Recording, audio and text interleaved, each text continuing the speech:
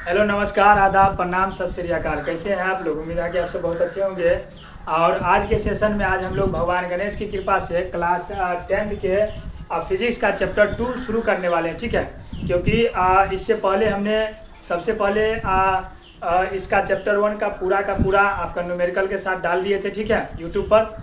उसके बाद फिर केमिस्ट्री का चैप्टर 1 पूरा डाल दिए हैं। तो उसका केमिस्ट्री का छोटा चैप्टर था। ठीक है, उस 4 लेक्चर में आपका प्ले लिस्ट में मिल जाएगा उसका पूरा वीडियो। ठीक है, अब हम लोग चैप्टर 2 फिजिक्स का शुरू करने वाले हैं। इस चैप्टर का नाम है मानव नेत्र एवं रंग बिरंगा संसार। इसको अंग्रेजी में बोलते हैं human I and colourful world. ठीक है, मानव का जो नेत्र होता है, अगर मानव का नेत्र नहीं रहेगा तो समझ लीजिए दुनिया उसके लिए क्या है, अंधेरा रहेगा। वो किसी चीज़ को देख नहीं पाएगा और बिना आँख के इस जीवन इस जीवन का आनंद लेना बहुत ही क्या है, कठिन है। तो सबसे पहले हम लोग जानेंगे कि मानव नेत्र आखिरकार है क्या। इसका परिभाषा अगर हम लिखना चाहें तो क्या लिख सकते हैं?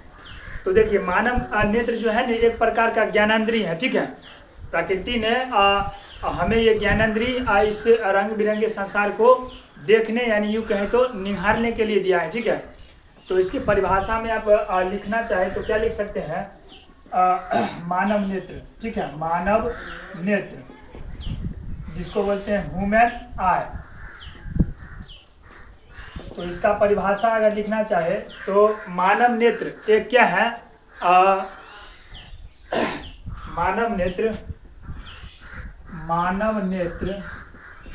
एक अत्यंत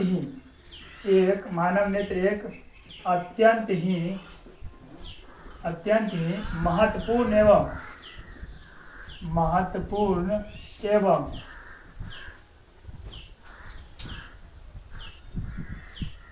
मानव नेत्र एक महत्वपूर्ण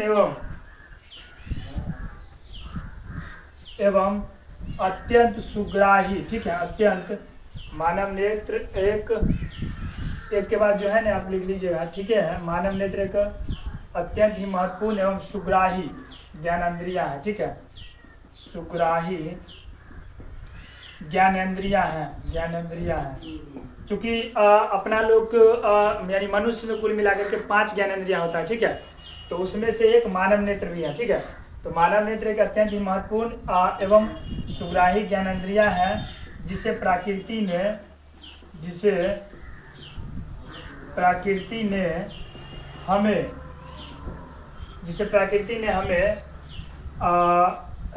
इस अद्भुत रंग बिरंगे संसार को देखने के लिए दिया है। ठीक है, देखने या यूँ कहें निहारने के लिए दिया। ठीक है, देखने के लिए दिया है। ठीक है, दिया है। अच्छा, मानव नेत्र का आकार का बात करें तो मानव नेत्र का जो आकार होता है वो लगभग में क्या होता है, गोलीय होता है। ठीक है, तो इसमें लिखिएगा कि मानव नेत्र का आकार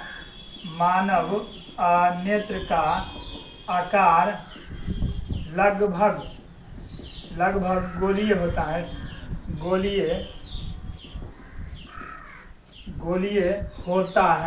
ठीक है, लगभग गोलीय होता है। ठीक है, अब देखिए, मनुष्य का आँख है तो इसका बहुत सारा भाग है। ठीक है, और इस बहुत सारे भाग से भी आपके बोर्ड एग्जाम में सवाल पूछता है। ठीक है, कि मानव नेत्र का मतलब कुल मिलाकर यूँ कहे तो इसका पार्ट जो है 10 वो है। ठीक है, वो आपके किताब में मिल जाएगा। और बारी बारी से हम इस पार्ट का भी अध्ययन करते हैं कि आखिरकार इस सब पार्ट का काम क्या है, कैसा दिखता है। ठीक है, तो चलिए, यानी कि मानव नेत्र के भाग।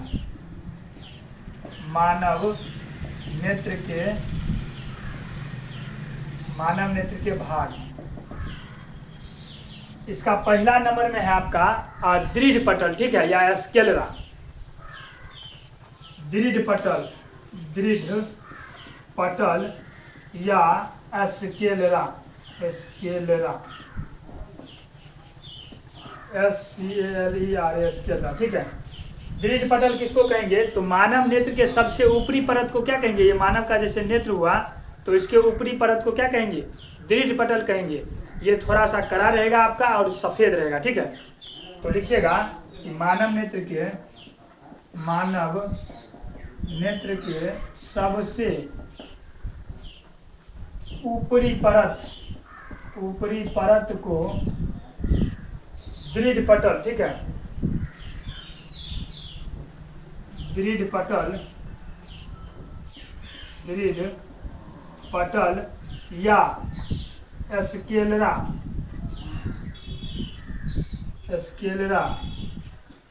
कहते हैं, ठीक है, कहते हैं। मानव नेत्र के सबसे ऊपरी परत को क्या बोलेंगे? दृढ़ पटल या स्केलरा बोलेंगे, ठीक है। यह जो स्केलरा होता है आपका करी और सफ़ेद होगा, ठीक है, ये भी लिख लीजिएगा कि यह करी तथा सफ़ेद होता है, यह करी तथा सफ़ेद होता है, ठीक है। चलिए इसका दूसरा भाग है सर आपका कॉर्निया, ठीक है, ये बहुत ही महत्वपूर्ण है।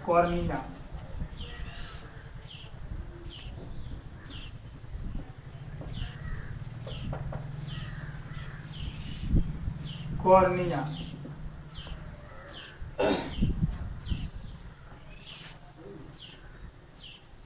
चलिए तो कॉर्निया को हम लोग कैसे परिभाषित कर सकते हैं सर? कॉर्निया को, तो कॉर्निया को हम लोग लिख सकते हैं कि दृढ़ पटल, ठीक है, दृढ़ पटल के सामने एक उभरी हुई पारदर्शी झिल्ली होती है, ठीक है, और उसी झिल्ली को हम लोग कॉर्निया बोलते हैं, ठीक है।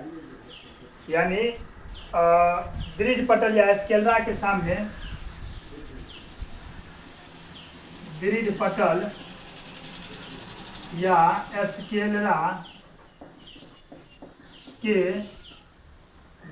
या स्केलरा के सामने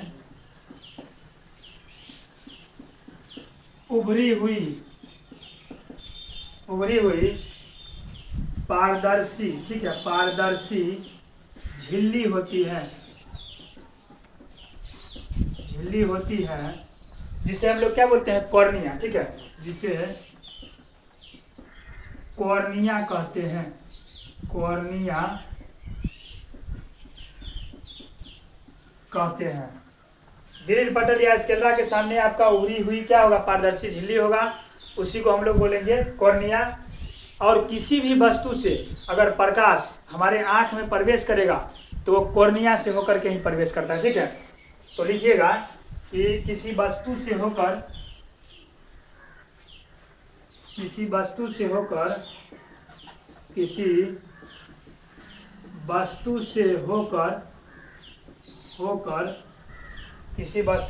हमारे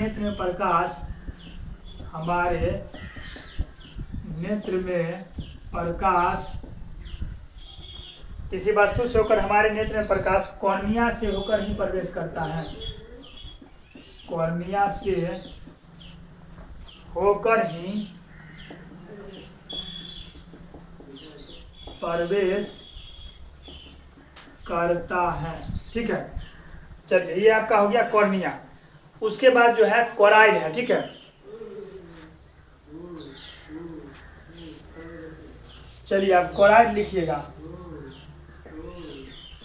कोराइड, ठीक है, कोराइड, CHOROID, कोराइड। ये भी मानव नेत्र का क्या है? एक भाग है। कोराइड किसको बोलेंगे? तो देखिए यहाँ पर कोराइड का अगर आप परिभाषा लिखना चाहे तो क्या लिख सकते हैं?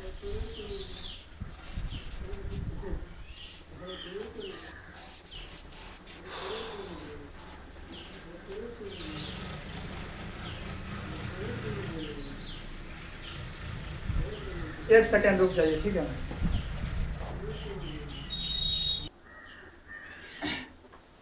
चलिए कोराइड देखिए, कैमरा जो है ना बंद हो गया था, ठीक है। तो कोराइड को क्या लिख सकते हैं हम लोग? तो इसको लिख सकते हैं कि दृढ़ पटल या स्केलरा, ठीक है, इसके नीचे वाली परत को हम लोग क्या बोलेंगे? तो कोराइड बोलेंगे, ठीक है। तो लिखिएगा दृढ़ पटल के नीचे वाली, ठीक है, नीचे वाली परत को, दृढ़ पटल के नीचे वाली परत को क्या बोलेंगे? तो कोराइड बोलेंगे, ठीक है, कोराइड कहते हैं। ये कोराइड जो है ने, ये आगे चल करके, ठीक है, और दो भागों में बढ़ जाती है। इसका जो फिगर डायग्राम देखिएगा, तो क्लोराइड आगे चलकर क्या हो जाएगा, दो भाग में बट जाएगा। यह आगे चलकर दो भागों में बट जाता है, ठीक है, बट जाता है, ठीक है। क्लोराइड के बाद आ जाता है आपका आयरिस, ठीक है, आयरिस या परितारिका। ये आपका सी नंबर था, ठीक है, क्लोराइड, और उसका डी नंबर में आप आयरिस, ठीक है, आयरिस, या इसी को बोलते हैं परितारिका, तारिका, IRIS, आयरिस, ठीक है। आयरिस या परितारिका किसको बोलेंगे, तो देखिए कॉर्निया के पीछे क्या होता है, एक छिद्रपट होता है, उसी को हम लोग बोलेंगे आयरिस, ठीक है। कॉर्निया के पीछे देखिएगा कि कॉर्निया के पीछे एक छिद्रपट होता है। कॉर्निया के पीछे क्या होता है, छिद्रपट होता है, जिसे आइरिस कहते हैं, ठीक है। कॉर्निया के पीछे क्या होगा, एक छिद्रपट होगा, उसी को हम लोग बोलेंगे आइरिस, ठीक है। और देखिए जब भी हम लोग नेत्र के कलर का बात करेंगे, रंग का बात करेंगे, तो उसका मतलब ये होगा कि हम आइरिस के रंग का ही बात कर रहे हैं, ठीक है। तो लिखिएगा कि मानव नेत्र के, या पहले लिखिएगा यह भिन्न भिन्न रंगों का होता है, भिन्न भिन्न रंगों का होता है, रंगों का होता है, ठीक है। जो क्या होगा, तो आपका भिन्न भिन्न रंगों का होगा, और आँख के रंग का जो मतलब है वो आइरिस के रंग से ही है, ठीक है। ये भी लिख लीजिएगा पैराग्राफ छोड़ करके कि आँख के रंग से मतलब आइरिस के रंग से ही है, आइरिस के रंग से ही है, ठीक है। आँख के रंग से मतलब किस चीज़ के रंग से होगा, आइरिस के ही रंग से होगा, ठीक है। उसके बाद ई नंबर पर आ जाइए, आपका ई नंबर में है आइरिस हो गया, आपका क्लोराइड हो गया, कॉर्निया हो गया। 5वां नंबर पर जो है आपका वो है पुतली, ठीक है। 5वां नंबर पर आपका पुतली, ठीक है। पुतली बोलिए या नेत्र द्वार बोलिए, पुतली, ठीक है, या नेत्र द्वार, इसको बोलते हैं पुपिल, ठीक है, PUPIL।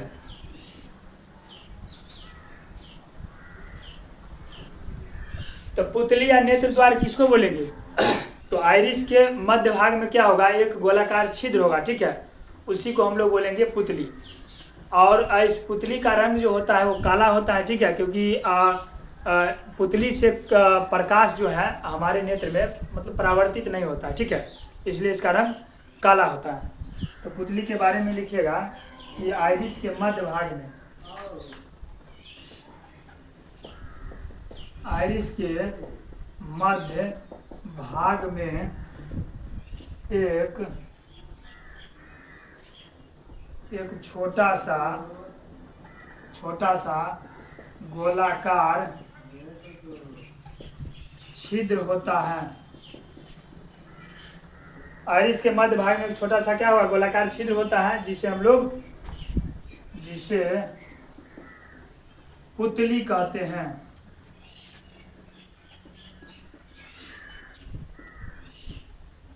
जिसे क्या बोलेंगे, पुतली।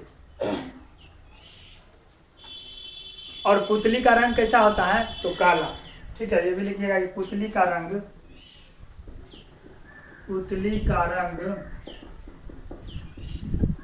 काला इसलिए होता है क्योंकि इससे किसी भी रंग का परावर्तन नहीं होता, ठीक है, परावर्तन नहीं होता है। तो कुल मिलाकर के आपका 5 गो जो है नेत्र का भाग हो गया। ठीक है, अब हम लोग इसके अगले भाग, छठा भाग पर चलते हैं। ठीक है, तब तक इसको लिख लीजिए, इसको मिटाते हैं। ठीक है, चलिए इसको लिख लीजिए।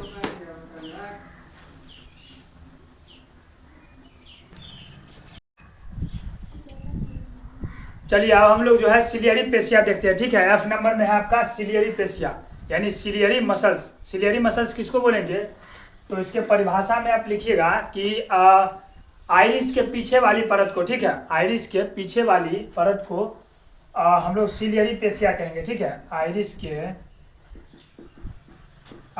के पीछे वाली परत को, आइरिस के पीछे वाली परत को सिलियरी पेशियां कहते हैं। सिलियरी पेशियां कहते हैं। ठीक है, इसका दूसरा नाम तो इससे पक्षाभि, ठीक है, पक्षाभि पेशिया भी कहते हैं। ठीक है, इसी सिलियरी पेशिया का दूसरा नाम क्या है? पक्षाभि पेशिया। ठीक है, ये हमारा सिलियरी पेशिया हो गया। अब उसके बाद देखिए जी नंबर में, इसमें आपका आएगा नेत्र लेंस। ठीक है, नेत्र लेंस यानी आई लेंस। नेत्र लेंस किसको बोलेंगे? तो देखिए पुतली के पीछे क्या होगा, एक पारदर्शी तथा मुलायम पदार्थ का बना हुआ एक उत्तल लेंस होगा। ठीक है, और उसी को हम लोग बोलेंगे नेत्र लेंस। ठीक है, तो इसका लिखिएगा परिभाषा कि पुतली के पीछे पारदर्शी, ठीक है, पारदर्शी तथा मुलायम पदार्थ का बना हुआ, पुतली के पीछे पारदर्शी तथा मुलायम पदार्थ का बना हुआ एक उत्तल लेंस होता है। एक उत्तल लेंस होता है। ठीक है, जिसे नेत्र लेंस कहते हैं। नेत्र लेंस कहते हैं। क्या होगा? तो पुतली के पीछे पारदर्शी तथा मुलायम पदार्थ का बना हुआ एक उत्तल लेंस होता है। ठीक है, जिसे हम लोग नेत्र लेंस कहते हैं। अच्छा, सिलियरी पेशियों की क्रिया द्वारा हम लोग क्या करेंगे? नेत्र लेंस की फोकस दूरी को घटा बढ़ा सकेंगे। ठीक है, ये भी आप पैराग्राफ छोड़कर लिखिएगा कि सिलियरी पेशियों की क्रिया द्वारा, सिलियरी पेशियों की क्रिया द्वारा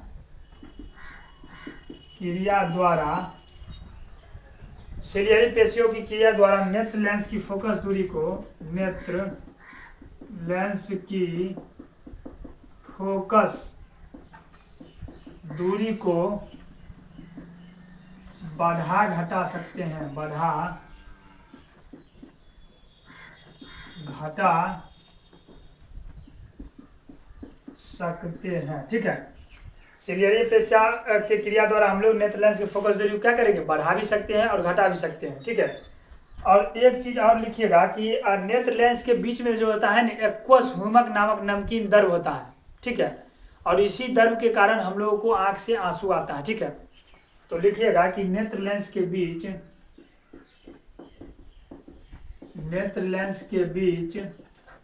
एक्वस, ठीक है,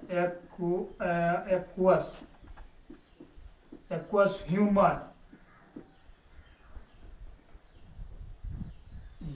ठीक है, एक्वस ह्यूमर नामक नमकीन द्रव भरा रहता है। ठीक है, द्रव भरा रहता है और इस द्रव के कारण ही आंसू आता है। ठीक है, ये लिखिएगा कि इस द्रव के कारण ही आँख में आंसू आता है।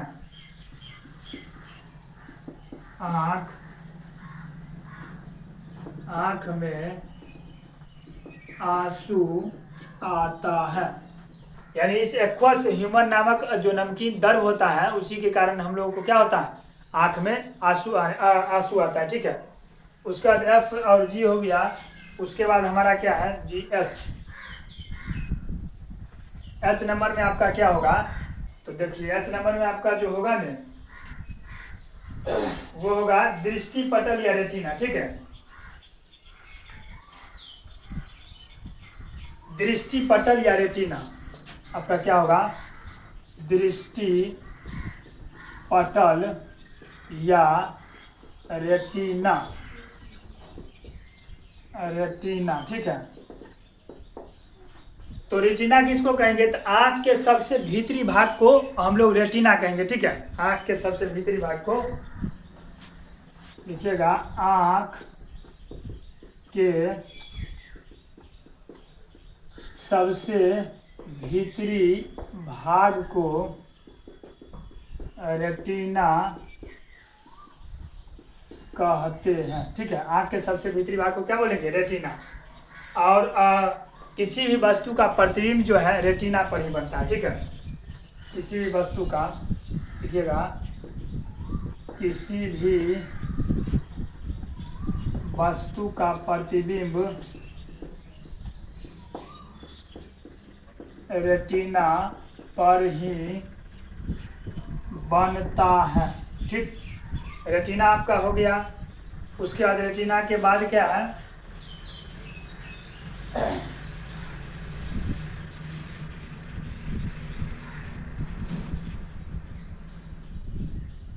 रेटिना के बारे में एक चीज और लिखिएगा कि रेटिना से दो प्रकार के तंतु जुड़े रहते हैं। ठीक है, रेटिना से दो प्रकार के तंतु जुड़े रहते हैं। ठीक है, जिन्हें छड़ तथा शंकु कहते हैं, शंकु कहते हैं। जी एच, उसके बाद आई नंबर। ठीक है, ये आपका हो गया दृष्टि पटल या रेटिना आपका हो गया। आई नंबर में क्या है आपका, तो आई नंबर में है पीत बिंदु। ठीक है, जिसको बोलते हैं येलो पॉइंट, पीत बिंदु जिसको बोलते हैं येलो पॉइंट। ठीक है, येलो पॉइंट। तो रेटिना के मध्य भाग में एक क्या होता है, उभरा हुआ भाग रहता है। ठीक है, उसी को बोलेंगे हम लोग पीत बिंदु। ठीक है, तो लिखिएगा रेटिना के मध्य में, रेटिना के मध्य में या रेटिना के बीच में एक उभरा हुआ, रेटिना के मध्य में एक उभरा हुआ भाग रहता है जिसे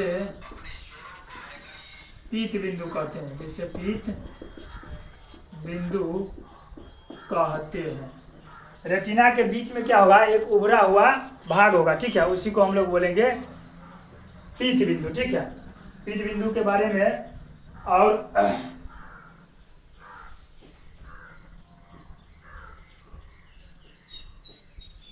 देखिए पीत बिंदु में जो होगा ना आपका सिर्फ शंकु होगा। जैसे ये हम बोले हैं ना कि इसमें रेटिना से दो प्रकार के तंतु जुड़ा रहता है। ठीक है, तो जिसमें छड़ हो गया और शंकु हो गया, तो पीत बिंदु में सिर्फ और सिर्फ शंकु होगा। ठीक है, और वस्तु का जो प्रमुख भाग का प्रतिबिंब बनता है वो आपका पीते बिंदु पर बनता है। ठीक है, तो लिखिएगा इसमें कि इसमें सिर्फ शंकु रहता है, इसमें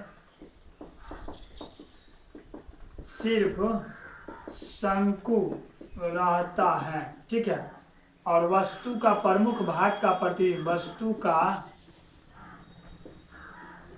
प्रमुख भाग का प्रतिबिंब, वस्तु के प्रमुख भाग का प्रतिबिंब जो है आपका वो पीत बिंदु पर ही बनता है, पीत बिंदु पर ही बनता है। ठीक है, इसके बाद अंध बिंदु है। ठीक है, इसको मिटा करके अब हम लोग अंध बिंदु की ओर चलते हैं। यह का सिलियरी पेशिया हो गया, नेत्र लेंस हो गया, फिर दृष्टिपटल या रेटिना हो गया, आई में पीत बिंदु हो गया, और एक आखिरी भाग बचा है अंध बिंदु। ठीक है, तो इसको आप लिख लीजिए और उसके बाद हम लोग अंध बिंदु की ओर चलते हैं। ठीक है,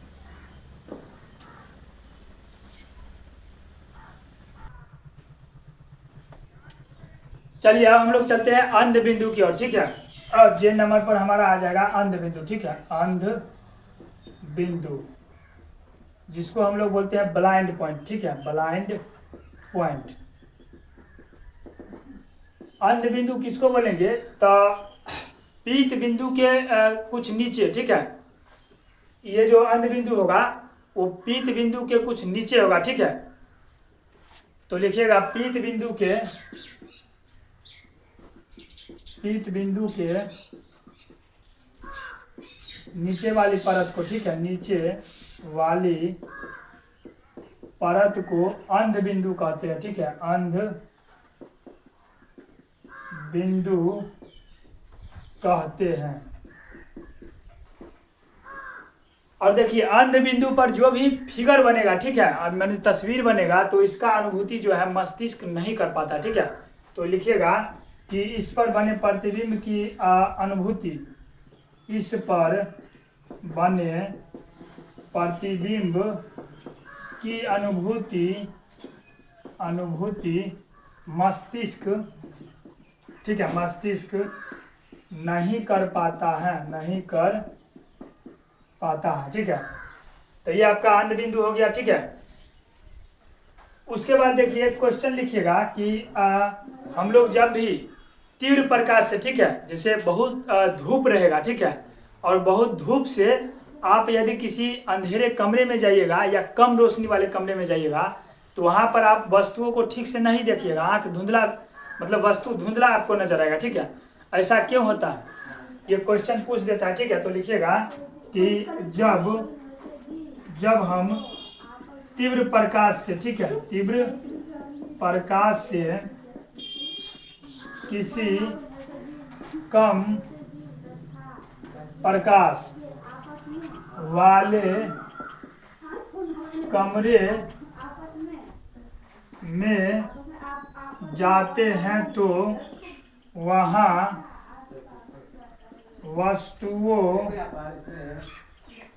वस्तुओं को देखने में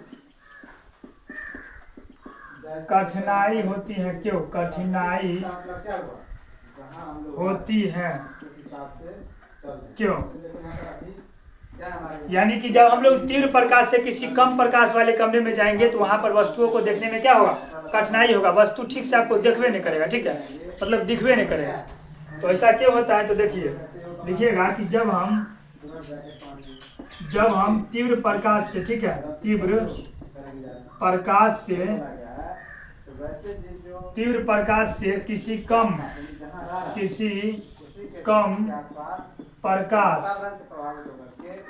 कम प्रकाश वाले कमरे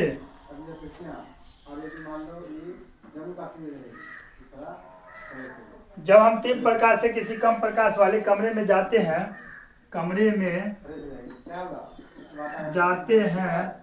तो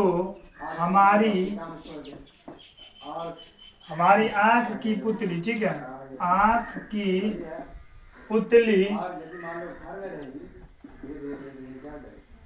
पुतली सिकुड़ कर छोटी हो जाती है। ठीक है, छोटी हो जाती है। यानी जब भी हम लोग तेज धूप से, ठीक है, आप मतलब कमरा में प्रवेश कीजिएगा कम प्रकाश वाले में, तो तेज धूप से आपका क्या होगा, आँख का पुतली जो है सिकुड़ करके छोटा हो जाएगा। ठीक है, तो वही लिखे कि हमारी आँख की पुतली सिकुड़ कर छोटी हो जाती है। और जब हम कमरे में प्रवेश करते हैं तो और जब हम कमरे में प्रवेश करते हैं तो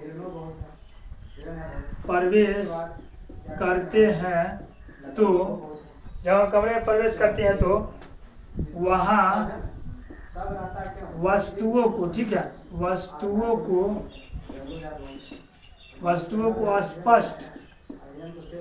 स्पष्ट देखने के लिए, स्पष्ट देखने के लिए, वस्तुओं को स्पष्ट देखने के लिए आँख की पुतली का, आँख की पुतली का खुलकर बड़ा होना आवश्यक है। ठीक है, बड़ा होना आवश्यक है,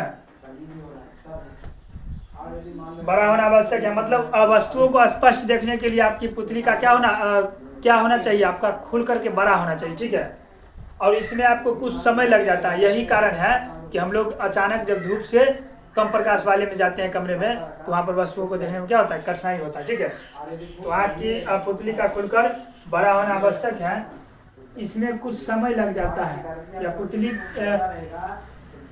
का पूरा पुतली का सिकुड़ कर या पुतली का खुलकर बड़ा होने में कुछ समय लग जाता है। ठीक है, कुछ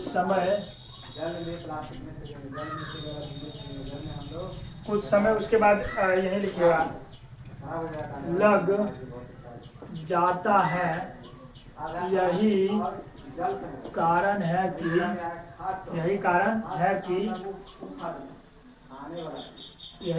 कि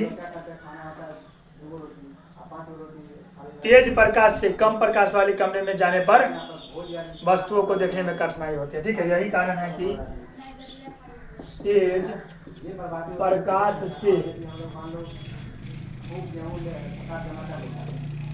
कम प्रकाश वाले कमरे में जाने पर वहाँ वस्तुओं को देखने में कठिनाई, ठीक है, कठिनाई होती है। चलिए, ये आपका हो गया। अब हमारा है पावर ऑफ लेंस। ठीक है, लेंस की क्षमता, लेंस की क्षमता स्टार देकर देखिएगा, लेंस की क्षमता यानी पावर ऑफ, सॉरी लेंस की क्षमता नहीं, असमंजन क्षमता। लेंस की क्षमता तो हमारा उसमें था, असमंजन क्षमता, power of accommodation, ACCOMODITION, accommodation. ठीक है,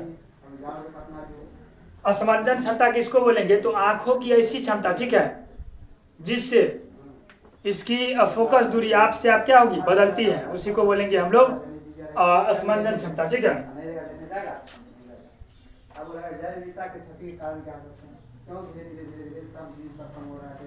तो इसके परिभाषा में लिखिएगा कि आंखों की ऐसी क्षमता, ठीक है, आंखों की ऐसी क्षमता जिससे नेत्र लेंस की फोकस दूरी आप से आप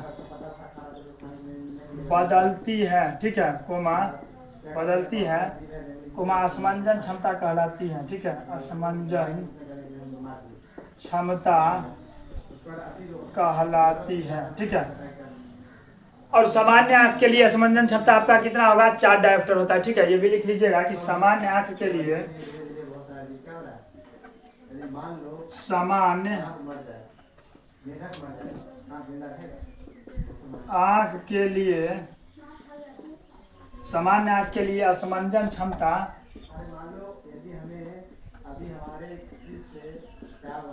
सामान्य आंख के लिए असमंजन क्षमता 4D यानी 4 डायोप्टर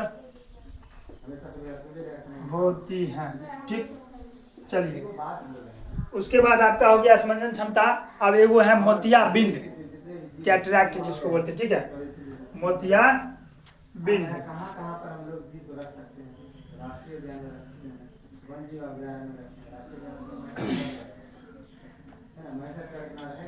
मोतियाबिंद के बारे में आप मोतिया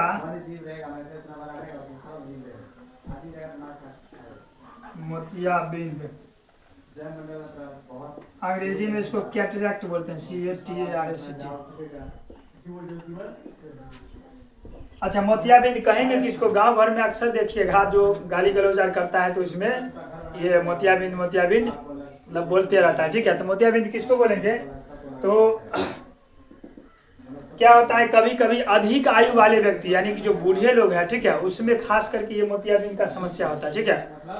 तो कभी कभी अधिक आयु के व्यक्तियों में क्या होता है, उसका क्रिस्टलीय लेंस दुधिया एवं धुंधला हो जाता है, ठीक है, और उसी स्थिति को हम लोग बोलते हैं मोतियाबिंद, ठीक है। तो देखिएगा, कभी कभी अधिक आयु के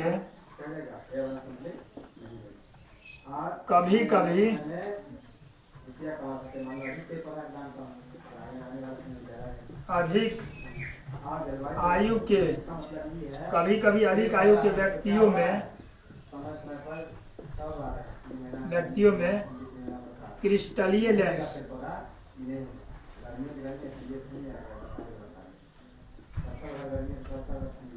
अधिक आयु के व्यक्तियों में क्रिस्टलीय लेंस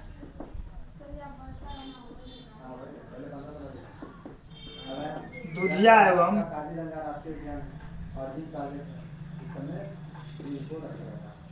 धुंधला हो जाता है, ठीक है। कभी कभी अधिक आयु के व्यक्तियों में क्रिस्टलीय लेंस दुधिया एवं धुंधला हो जाता है, इससे ही मोतियाबिंद कहते हैं, इससे ही मोतियाबिंद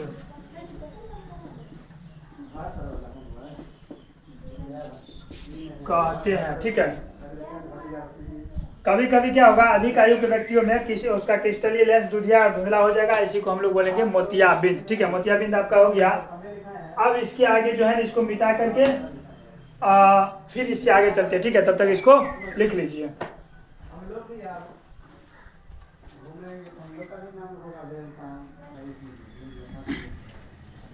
चलिए, अब हम लोग उससे आगे चलते हैं, और उससे आगे है अस्पष्ट दृष्टि की न्यूनतम दूरी, ठीक है। लिखिएगा, अस्पष्ट दृष्टि की न्यूनतम दूरी, ठीक है। इसका अंग्रेजी लिखिएगा आप, तो लिखिएगा लीस्ट डिस्टेंस ऑफ डिस्टिंक्ट, ठीक है, DISTINCT, डिस्टेंस, ठीक है। Least distance of distinct distance, यानी कि अस्पष्ट दृष्टि की न्यूनतम दूरी। ये बोलेंगे किसको, अस्पष्ट दृष्टि की न्यूनतम दूरी? तो देखिए, वह न्यूनतम दूरी, ठीक है, वह न्यूनतम दूरी जहां पर रखी वस्तुओं को सामान्य आंख द्वारा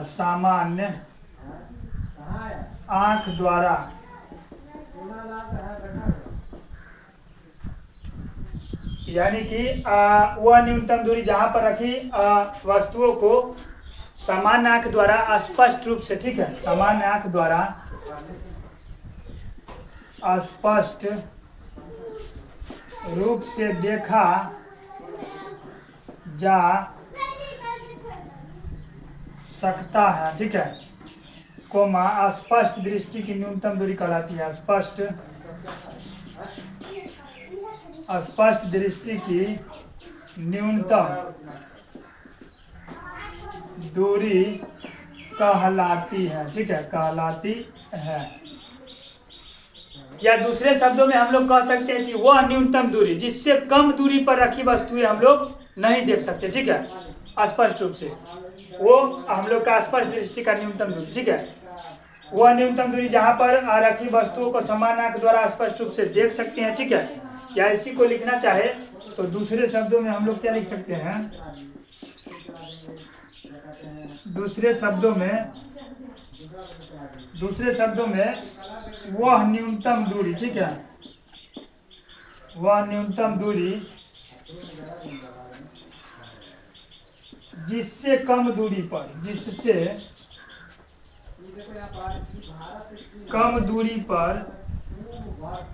रखी वस्तु को वह न्यूनतम दूरी जिससे कम दूरी पर रखी वस्तु को स्पष्ट रूप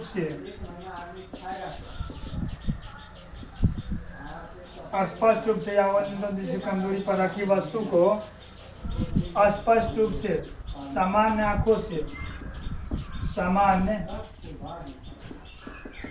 आँखों से नहीं देख सकते हैं कोमा स्पष्ट दृष्टि की न्यूनतम दूरी कहलाती है। ठीक है,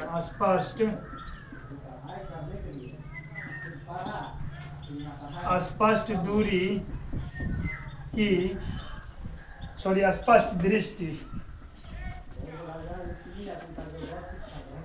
स्पष्ट दृष्टि की न्यूनतम दूरी कहलाती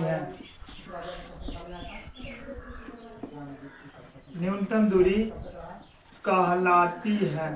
ठीक है, और सामान्य आँख के लिए स्पष्ट दृष्टि की जो न्यूनतम दूरी होती है वो होती है 25 सेंटीमीटर। ठीक है, सामान्य आँख के लिए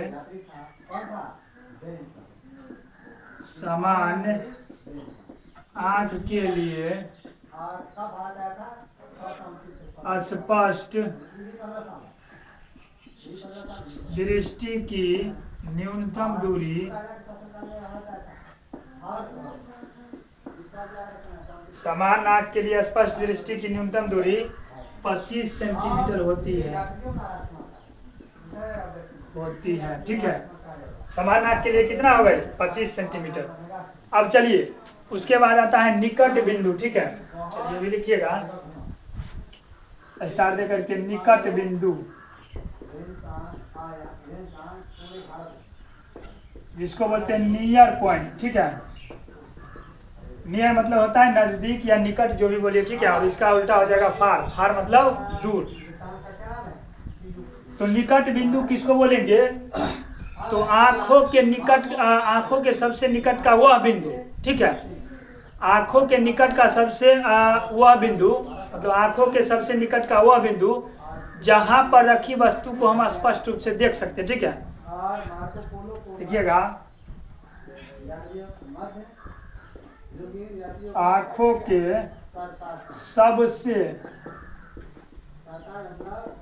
निकट का वह बिंदु, आँखों के सबसे निकट का वह बिंदु जहां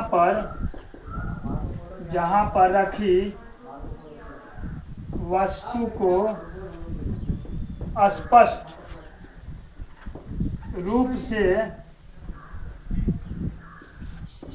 देख सकते हैं को निकट बिंदु कहलाता है। निकट बिंदु कहलाता है। ठीक है, आँख के लिए निकट बिंदु आपका 25 सेंटीमीटर होगा। ठीक है, और स्पष्ट दृष्टि की न्यूनतम दूरी भी 25 सेंटीमीटर। तो लिखिएगा, आँख के लिए निकट बिंदु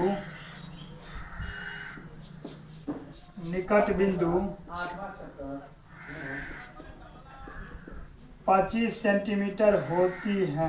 ठीक है, चलिए उसके बाद आपका है दूर बिंदु। ठीक है, दूर बिंदु जिसको बोलते हैं फार पॉइंट। ठीक है, फार पॉइंट। दूर बिंदु किसको कहेंगे? तो आँख के जो है दूर स्थित, आँख के सबसे दूर स्थित वह बिंदु जहां पर की वस्तुओं को हम लोग स्पष्ट रूप से देख सकेंगे, तो उसी को बोलेंगे दूर बिंदु। ठीक है, देखिएगा, आँख के सबसे दूर का वह बिंदु, सबसे दूर का वह बिंदु जहां पर रखी वस्तु को हम लोग स्पष्ट रूप से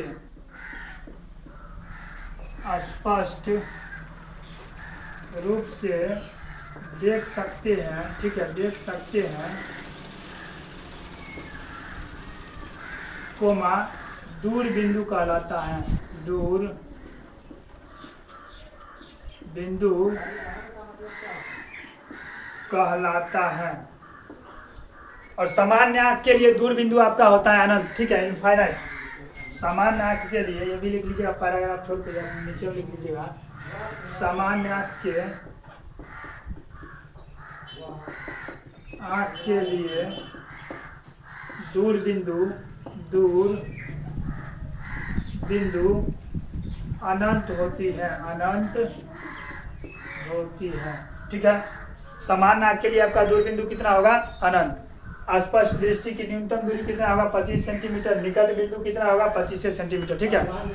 चलिए अब इसको मिटाते हैं। अब एक जो है ना 5-7 मिनट का थोड़ा सा वीडियो और बच गया, ठीक है, उसको खत्म करते हैं। उसके बाद हमारा लेक्चर नंबर 1 चैप्टर नंबर 2 का खत्म हो जाएगा, ठीक है। चलिए इसको पहले छाप लीजिए।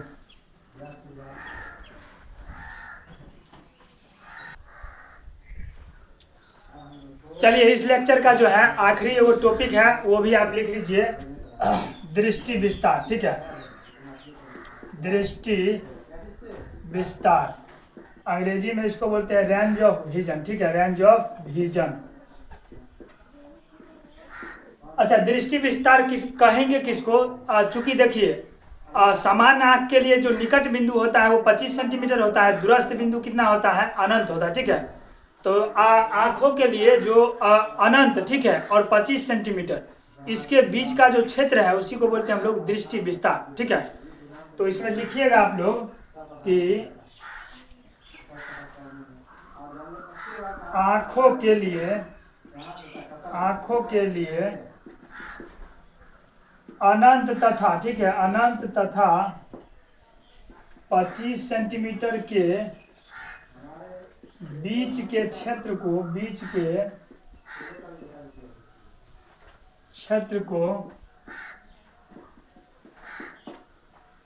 दृष्टि विस्तार कहते हैं, ठीक है। आंखों के लिए अनंत और 25 सेंटीमीटर के बीच के क्षेत्र को हम लोग क्या बोलेंगे? बीच के दूरी बोलिए या बीच के क्षेत्र, उसी को बोलेंगे दृष्टि विस्तार।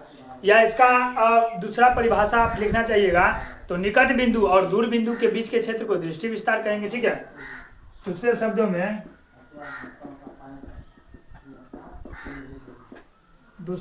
में निकट बिंदु, ठीक है, निकट बिंदु तथा दूर बिंदु, ठीक है। दूसरे शब्दों में निकट बिंदु तथा दूर बिंदु के क्षेत्र को, निकट बिंदु के बीच के क्षेत्र को, यहाँ पर बीच कर लीजिएगा, के बीच के क्षेत्र को दृष्टि विस्तार कहते हैं, ठीक है, दृष्टि विस्तार कहते हैं।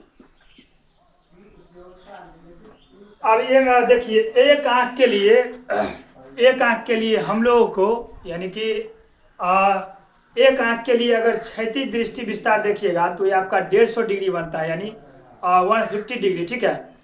और अगर दोनों आंख के लिए देखिएगा तो दोनों आंख के लिए आपका क्षैतिज जो दृष्टि विस्तार है वो बनता है आपका 180 डिग्री, ठीक है। तो ये चीज लिखिएगा कि एक आंख के लिए एक आंख के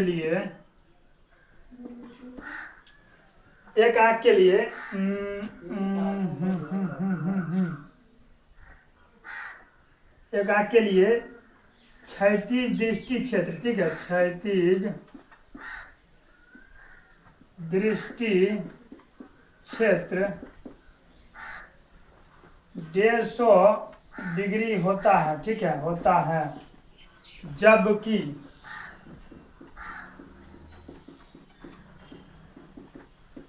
दो आंखों के लिए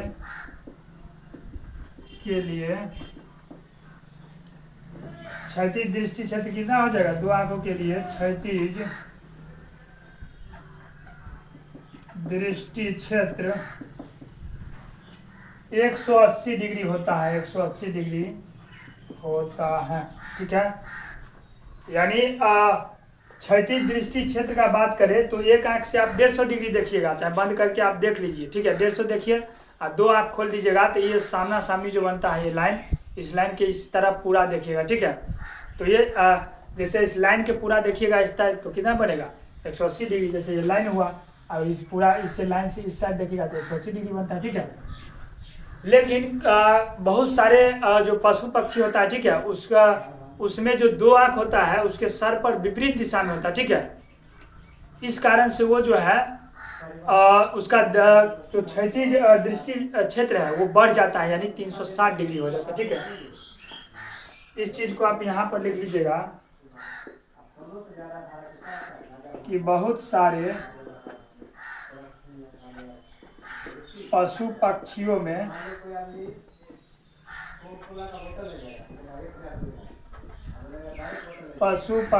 में दो आंख उसके सिर पर विपरीत दिशा में होते हैं। ठीक है, विपरीत दिशा में होते हैं, जिसके कारण उसका क्षैतिज दृष्टि विस्तार, जिसके कारण उसका क्षैतिज दृष्टि विस्तार बढ़ जाता है। ठीक है, बढ़ जाता है, अर्थात 360 डिग्री हो जाता है। ठीक है, तो चलिए इसी के साथ हमारा लेक्चर जो 1 था यानी कि चैप्टर 2 का वो यहाँ तक रहने देते हैं। इससे आगे हम लोग नेक्स्ट लेक्चर यानी कि लेक्चर नंबर 2 में देखेंगे। तब तक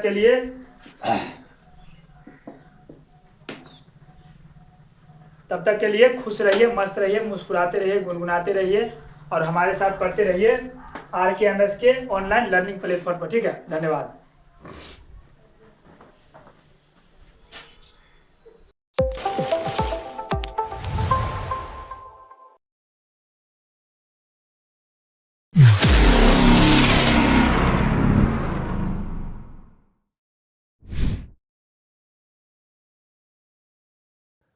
That's all for today. Visit our website for tons of video editing resources and templates for After Effects, Premiere Pro, Canva, Final Cut, and more. If you found this video helpful, don't forget to like, subscribe, and hit the notification bell for more content. Until next time, stay creative and stay safe.